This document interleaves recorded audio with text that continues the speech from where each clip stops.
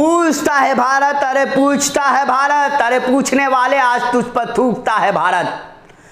भारत का हर उस media channel पर भारत के लोग थूक रहे हैं जिसे कंगना का ऑफिस टूटना राष्ट्रवाद के लिए खतरा लगा। हाथरस की बच्ची की हड्डी टूटना, जीभ काटना, सामूहिक बलात्कार यूपी के लिए राष्ट्रवाद कैसे बन गया।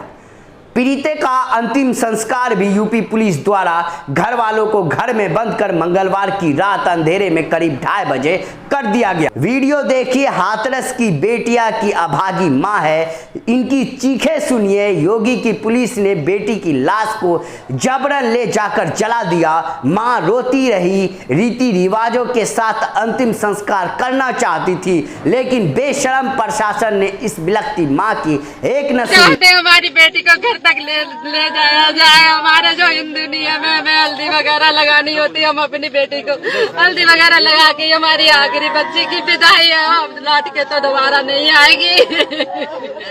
हम अपनी बच्ची की अपने घर से ही दरवाजे से ही विदाई करना चाहते हैं। सोशल मीडिया पर यह ट्रेंड नहीं करता तो यह चैनल वाले खबर को दबा ही देते, लेकिन आज सोशल मीडिया की ताकत के बदौलत ही चैनल वालों को खबर दिखाना मजबूरी हो गया है।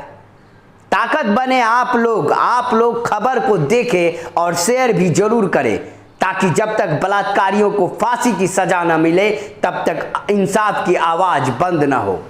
यूपी का हाथरस जिला, जहां एक गांव में 14 सितंबर की सुबह 19 साल की एक दलित लड़की का गैंगरेप हुआ। उसे जिला अस्पताल में भर्ती कराया गया, फिर अलीगढ़ के अस्पताल ले जाया गया जहां वेंटिलेटर पर रही, फिर दिल्ली के सफदरगंज अस्पताल में एडमिट कराया गया, लेकिन 29 सितंबर की सुबह उसकी मौत हो गई। 14 सितंबर की सुबह लड़की अपनी मां और भाई के साथ खेत में काम करने के लिए गई। उसके भाई को मां ने दूसरी तरफ भेज दिया और बेटी के साथ मां काम करने लगी। कुछ देर बाद मां ने पीछे पलट कर देखा तो उसकी बेटी नजर नहीं आई। उन्होंने सोचा कि हो सकता है कि वह काम करने घर चली गई हो, लेकिन फिर उन्हें लड़की की गुलाबी रंग की चप्पल दिखाई दी।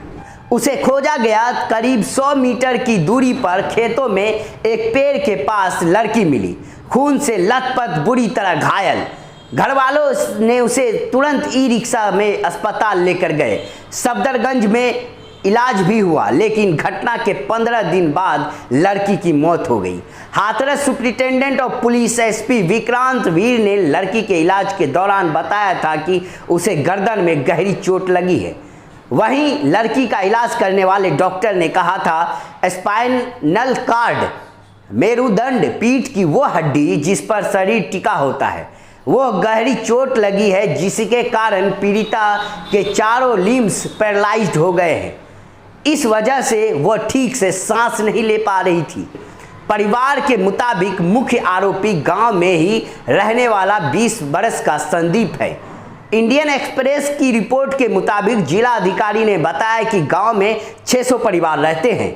इनमें से आधे ठाकुर हैं, 100 परिवार ब्राह्मण हैं, करीब 15 परिवार दलित समुदाय से ताल्लुक रखते हैं। पीड़िता परिवार के मुताबिक लड़की जब खून से लथपथ मिली तो वे कह रही थी कि संदीप ने किया है। लड़की का भाई जो मजदूरी करता है, उसने संदीप के खिलाफ केस दर्ज कराया है। लड़की के भाई का कहना है कि एफआईआर के लिए हमें 8 से 10 दिन का इंतजार करना पड़ा। रिपोर्ट दर्ज कराने के बाद पुलिस एक आरोपी को पकड़ती थी तो दूसरी को छोड़ देती थी। धरना प्रदर्शन के बाद आगे की कार्रवाई हो पाई है। आरोपियों को घटना के 10-12 दिन के बाद पकड़ा गया। पीड़िता के भाई ने कहा कि पुलिस वालों ने एम्बुलेंस तक नहीं मंगाया। बहन जमीन पे लेटी हुई थी, पुलिस वाले ने कह दिया था कि इन्हें यहां से ले जाओ, यह बहाना बनाकर लेटी हुई है। घटना के बाद कुछ देर के लिए जब लड़की को होश आया था तब उसने पुलिस को बयान दिया था, बताया था कि 4 लड़कों ने उसका गैंगरेप किया। मां ने रोते हुए कहा कि उस दिन भी मैं 100 मीटर दूर ही थी, मैं उसे बचा सकती थी। काश मुझे सुनने में दिक्कत न होती तो मैं उसकी आवाज़ तक सुन नहीं सकती थी। पीड़िता का अंतिम संस्कार भी यूपी पुलिस ने मंगलवार की रात अंधेरे में करीब 2:30 बजे कर दिया। इस दौरान पुलिस वालों ने मृतिका के परिजनों को घर में बंद कर दिया था। देर रात पीड़िता परिवार को पुलिस के साथ बहस करते हुए भी देखा जा रहा था। मृतिका के रिश्तेदार खुद सब ले जाने वाली एम्बुलेंस के आगे आ खड़े हो गए और गाड़ी की बोनट पर लद गए, लेकिन पुलिस वालों ने उन्हें हटाकर घर में बंद कर दाह अंतिम संस्कार कर दिया। राहुल गांधी ने कहा कि भारत की एक बेटी का रेप कत्ल किया जाता है, तथ्य दबाए जाते हैं, अंत में उसके परिवार से अंतिम संस्कार का हक भी छीन लिया जाता है। भीम आर्मी प्रमुख चंद्रशेखर आजाद ने कहा कि हमारी बहन बेटियों की जान इतनी सस्ती नहीं है, हमें न्याय चाहिए। केंद्र सरकार पीड़ित परिवार को 2 करोड़ का मुआवजा, सरकारी नौकरी और आरोपियों को फास्ट ट्रैक कोर्ट के माध्यम से 30 दिन में सजा की घोषणा करे। भीम आर्मी के चीफ ने कहा कि यदि 24 घंटे में हमारी मांगें नहीं मानी जाती है तो भीम आर्मी भारत बंद करेगी। चंद्रशेखर आजाद ने कहा कि वह न्याय लेकर रहेंगे। उन्होंने ट्वीट कर लिखा कि मैं बहुजन समाज से अपील करता हूं कि सभी सड़कों पर उतरे, हाथों पर काला पट्टी बांधकर कैंडल मार्च निकाले और दरिंदों के लिए फांसी की मांग करें। दिल्ली के मुख्यमंत्री अरविंद केजरीवाल ने कहा कि हाथरस की पीड़िता के साथ पहले कुछ लोगों ने बलात्कार किया और कल पूरे सिस्टम ने बलात्कार किया। पूरा प्रकरण पीड़ादायक है। वहीं इस घटना पर कन्हैया कुमार ने भी सरकार को घेरा है। उन्होंने कहा कि बलात्कारियों ने देश की एक बेटी की रीढ़ की हड्डी तोड़ दी और उसकी जुबान काट दी ताकि वो बलात्कारियों के खिलाफ बोल न सके। सवाल यह है कि रात दरबारी मीडिया ने अपनी रीढ़ की हड्डी क्यों तोड़ ली और जुबान क्यों का सील दी। इतना भी नहीं बोल पा रहे हैं कि हाथरस उत्तर प्रदेश में है। दरअसल इसके पीछे एक खास तरह की मानसिकता काम करती है। भाजपा का विधायक कुलदीप सेंगर याद है कैसे सत्ता ने बलात्कार और हत्या के इस आरोपी को बचाने का भरपूर प्रयास किया था। सत्ता जाति, पितृष्टा और अवसरवादियों की गठजोड़ से ही अपराधियों और बलात्कारियों का मनोबल बढ़ता है।